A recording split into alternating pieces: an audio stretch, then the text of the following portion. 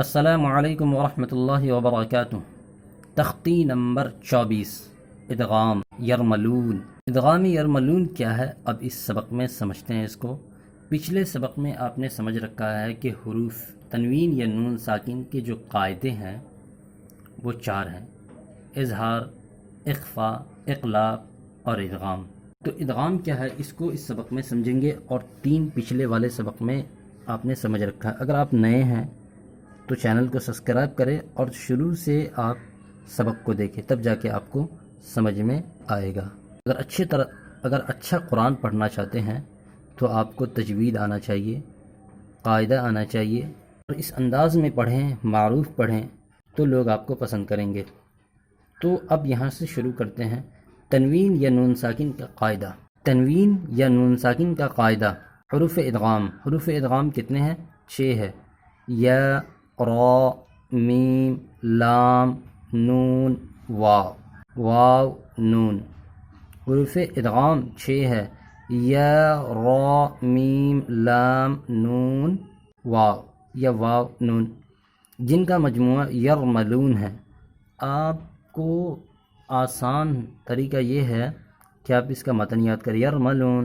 اگر کوئی نیند سے اٹھیں، آپ نیند سے اٹھے اور کوئی بولے کہ بھائی حروف ادغام سناؤ، تو بول دو یرملون، ڈائریکٹ بول دینا یرملون، تو وہ بھی سامنے والا بھی کنفیوز ہو جائے گا۔ میں نے ان کو بولا کہ بھائی ادغام سناؤ، آپ بول لو یرملون، تو اسی کے اندر تو ساری باتیں ہیں: یا، را، میم، لام، واو، نون، یرملون۔ یرملون۔ تنوین یا نون ساکن کے بعد تنوین یا نون ساکن کے بعد حروف یرملون میں سے کوئی حرف آئے تو لام اور را کی صورت میں بغیر گننے کے ساتھ ملا کر پڑھیں گے۔ اس کو ادغام بلا غنہ اور ادغام تام بھی کہا جاتا ہے۔ ادغام بلا غنہ اور ادغام تام بھی کہا جاتا ہے۔ لام اور را کی صورت میں بغیر گننے کے ساتھ پڑھیں گے، باقی میں غنہ کے ساتھ پڑھیں گے۔ تو الف مشتق ادغام بلا غنہ۔ اچھا، پہلا یہ مثال بتا رہے ہیں کہ مشق ادغام بلا غنہ، بغیر گنہ کے ساتھ جو ادغام ہوگا، لام اور را بغیر گنہ کے ساتھ نہ، تو محمد الرسول اللہ، اگر کوئی پڑھے محمد رسول اللہ تو یہ غلط ہو جائے گا۔ قاعدہ کیا ہے؟ آپ نے پڑھا کہ تنوین یا نون ساکن کے بعد حروف ادغام میں سے کوئی حروف آئے سوائے لام اور را کے چھوڑ کر تو گنہ ہوگا، یعنی لام اور را کے اندر گنہ نہیں ہوگا۔ تو محمد الرسول اللہ من ربک، دیکھ رہے ہیں تنوین یا نون ساکن کے بعد را ہے۔ غفور الرحیم، عیشت راضیہ ادغام لام۔ من لدنہ، کل لہ، یہاں پہ بھی گنہ نہیں ہو رہا ہے۔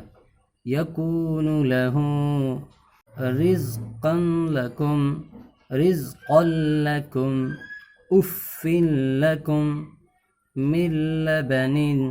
اب یہاں سے دوسرا قاعدہ ہے: مشق ادغام مع الغنہ، یعنی غنہ کے ساتھ والا ادغام۔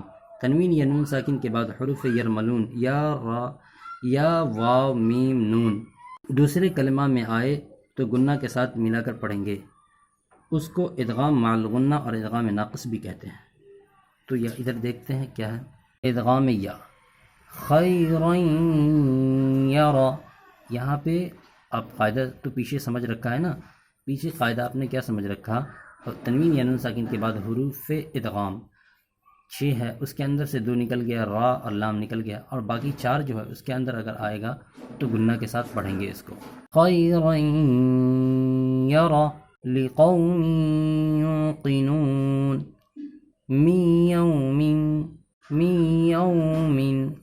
من یقول وجوہ یومئذ ان یشاء ادغام واو۔ اب یہ واو کی مثال: الہا واحدا، رحیم ودود، ان وہبت من ورائہم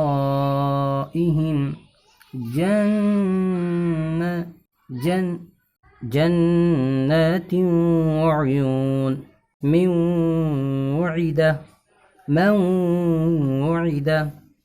میم کی مثال رسول من اللہ. آپ قاعدہ بھی دیکھ رہے ہیں نا، تنوین یا نون ساکن کے بعد میم ہے تو گنہ کے ساتھ پڑھا جائے گا.